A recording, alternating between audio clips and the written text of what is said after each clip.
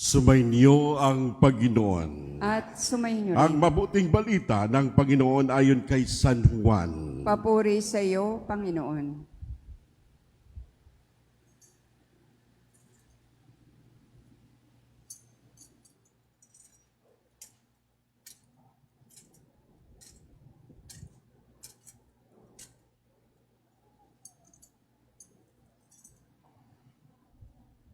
Kinagabihan ng linggong ding iyon ang mga alagad ay nagkakatipon. Nakapili ng mga pinto ng bahay na kanilang pinagtitipunan dahil sa takot nila sa mga Hudyo. Dumating si Jesus at tumayo sa gitna nila. Sumainyo ang kapayapaan, sinabi niya.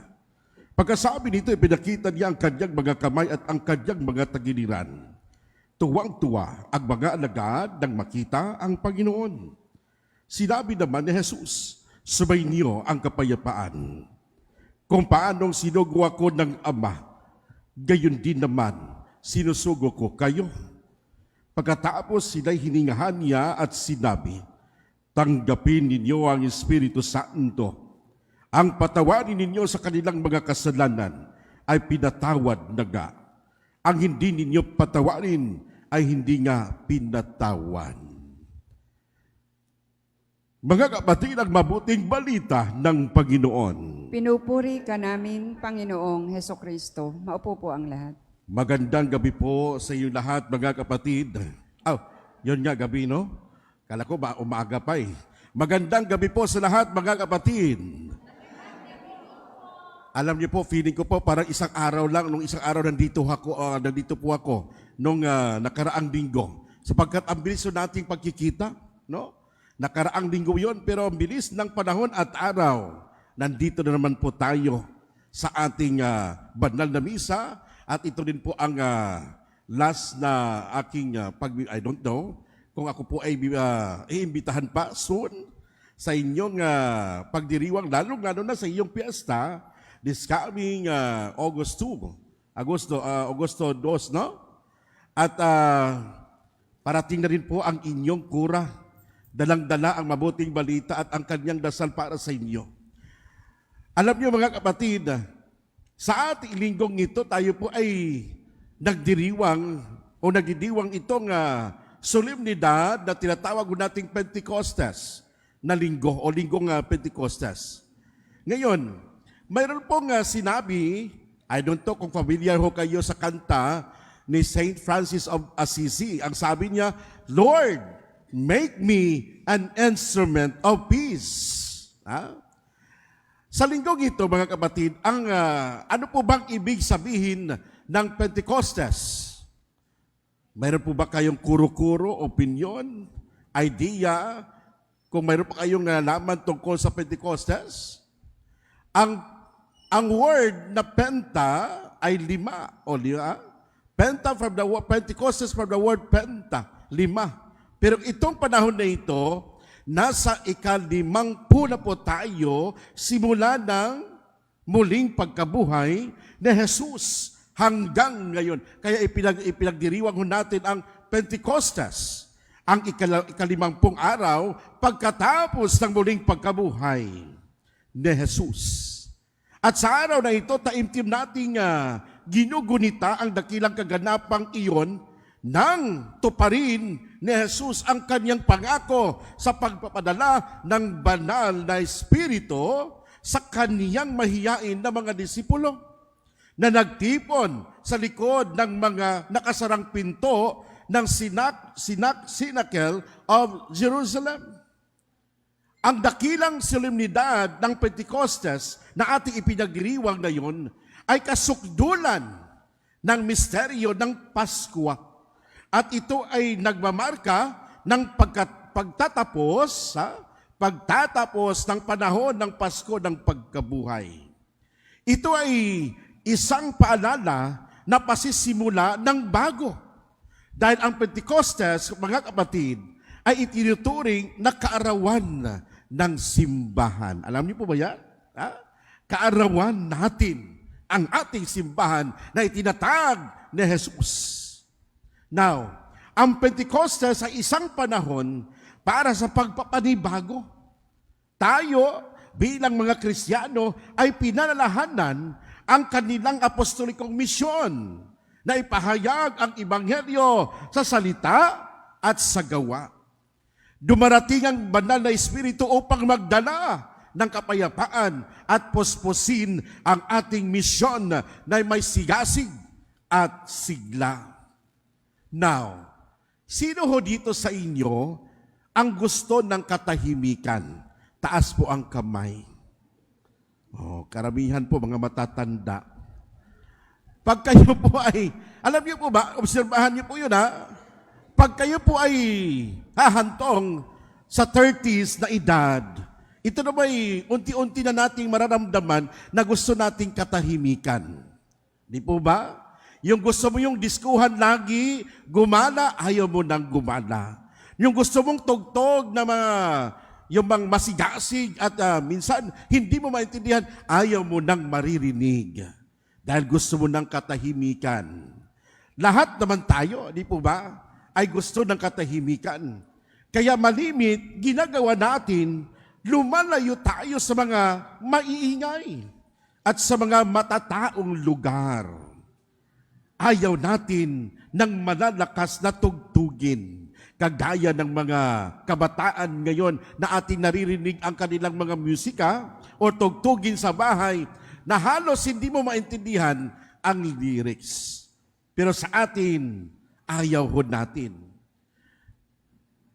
Alam nyo, maobserbahan mo din pag ang isang tao ay tumatanda na. Una, itong katahimikan.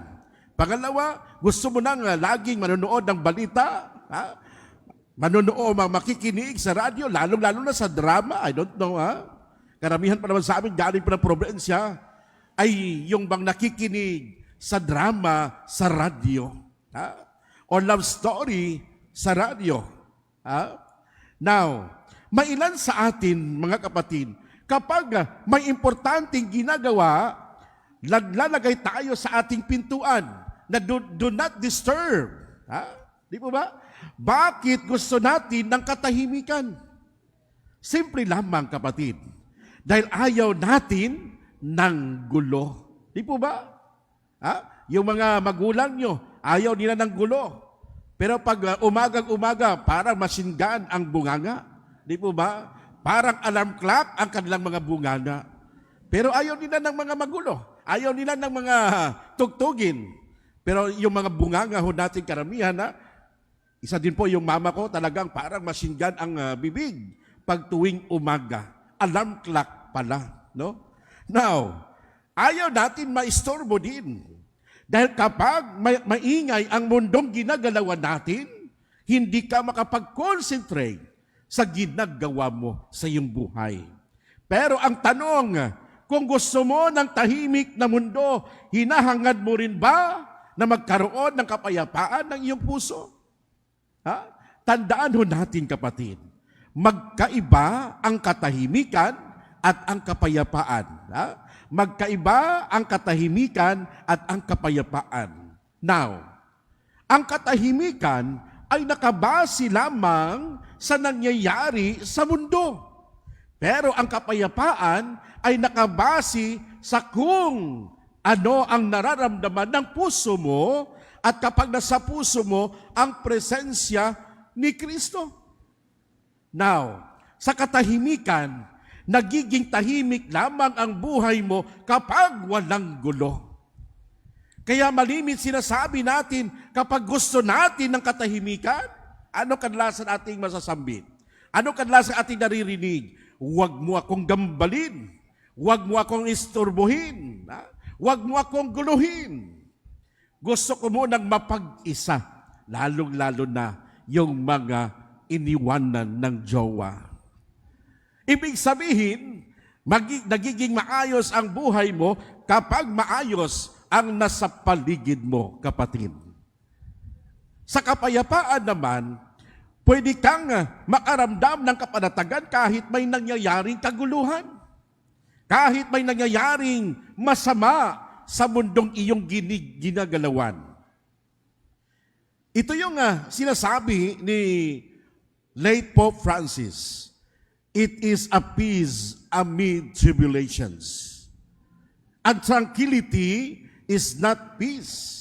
Now, dahil yung katahimikan ay nagaganap lamang kapag walang gulo, pero ang kapayapaan ay nagaganap kahit may gulo. Sabi pa nga ni Pope Francis, the peace of God is real peace which is part of the reality of life, which does not negate life. Ibig sabihin, hindi mawawala ang kahirapan. May mga taong makakaramdam ng sakit sa katawan. May mga kakilabot na mangyayari sa kasalukuyan at palaging may nagaganap na kaguluhan. It includes, subalit yung kapayapaan na taglay mo sa nabigay ni Kristo ay hinding-hindi maglalaho. Hinding-hindi mawawala. Anong sabi nga ni Jesus sa ating ebanghelyo ngayon? Kapayapaan ang iniiwan ko sa inyo. Sumainyo ang kapayapaan. At inyo pong naririnig lagi ho, pag tayo po ay nag-a-attend ng misa, di po ba? Ang aking kapayapaan ang ibinibigay ko sa inyo. Hindi ito katulad ng ibinigay ng mundo. What kind of peace does Jesus offer? The peace of Christ is more than the absence of trouble. It includes everything which makes for our highest good. It leads us to ultimate triumph over the powers of evil on the world. Yung bang kahit may gulo, nagiging panatag ka. Na kahit ikay may problema sa iyong asawa, bungangera, sa iyong mga anak, at sa iyong kapitbahay, nakakapag-isip ka pa rin ng tama. Na kahit ikay nabibigo, dahil ikaw iniwan ng jowa mo o naghiwalay ho kayo, hindi ka sumusuko. Yung kapayapaan ng Diyos, kapatid, ay malalim. Pinatatag nito ang ating damdamin dahil hindi mo hinahayaan na yung mga masasamang nangyayari sa mundo ay guluhin ang kapayapaan ng kalooban mo. Ngayon, kung tayo'y may kapayapaang hatid ng Diyos, kapatid, handa ka ba ang maghatid ng kapayapaan sa iba?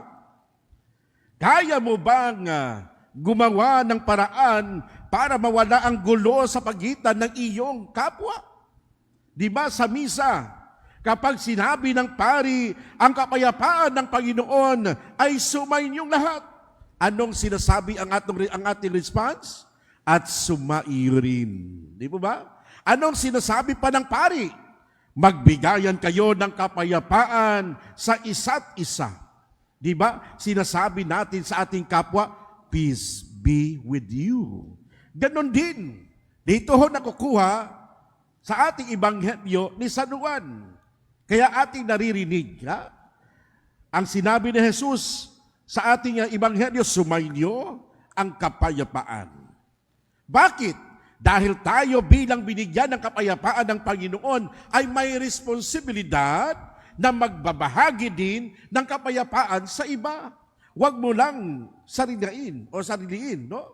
Kundi ibigay din, ibahagi sa iba. Maging tulay ka ng kapayapaan sa iyong kapwa. Ang tanong ho natin, kapatid, paano natin maibabahagi ang kapayapaan sa ating kapwa?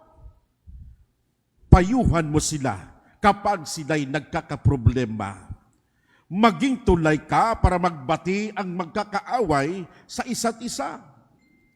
Kapag alam mong nalulungkot sila, pasayahin mo. Kapag walang nagmamahal sa kanila, mahalin mo. Kapag nagkasala sila sa iyo, patawarin mo. Di po ba? Anong sinabi ni Jesus sa ating ebanghelyo?